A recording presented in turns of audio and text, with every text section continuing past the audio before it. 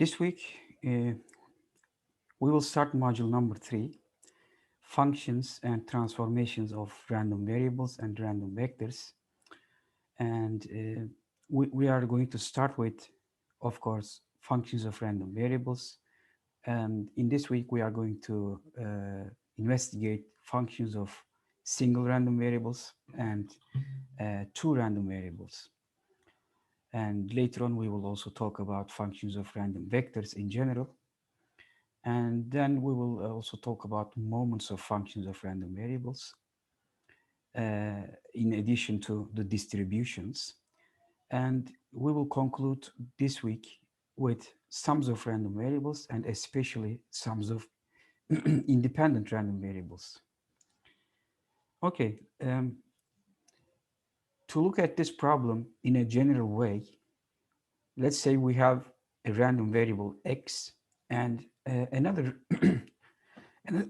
another random variable y is defined as a function of this random variable x.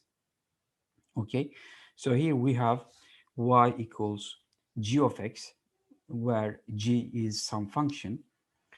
And essentially, we can write the distribution of y and specifically the CDF of random variable y in this case in this way.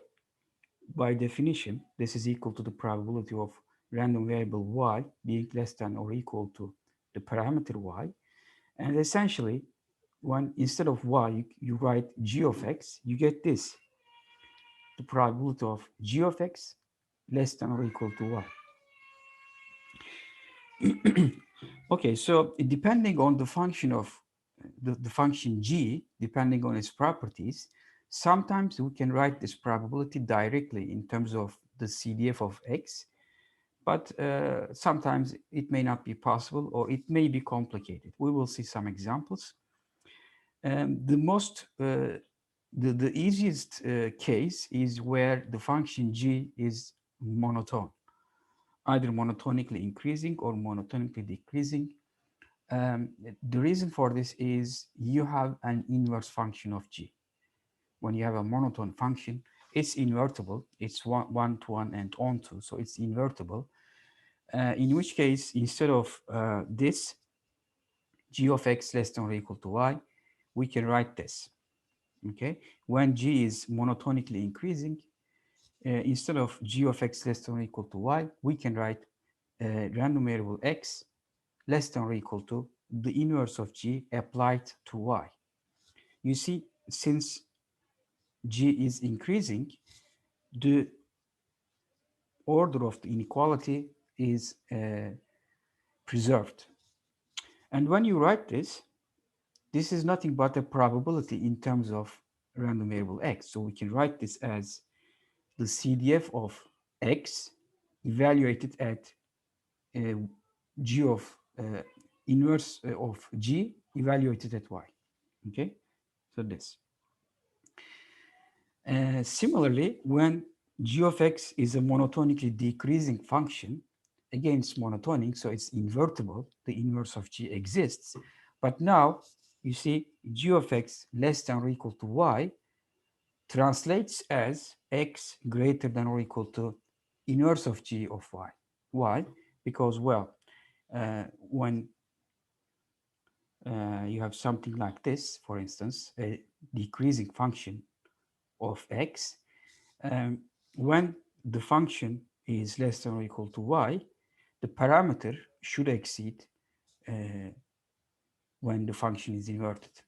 Okay, and this you can write as, well, this is the complement of x less than g inverse y. So we can write this as using the complementary CDF of x, 1 minus the CDF evaluated at inverse of g y.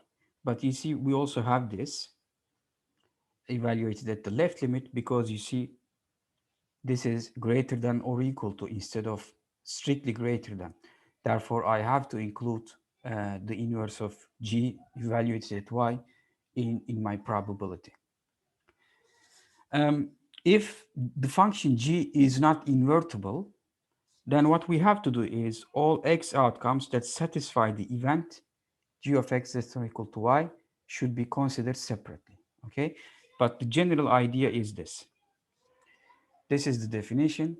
The CDF of y can be written in terms of this g of x, but then to obtain an expression for this, it might be tricky depending on the properties of g. If it is not invertible, then you have to consider the event g of x less than or equal to y, and you have to actually be aware of which values of x, for which values of x this is satisfied, and then you can write the probability based on this observation.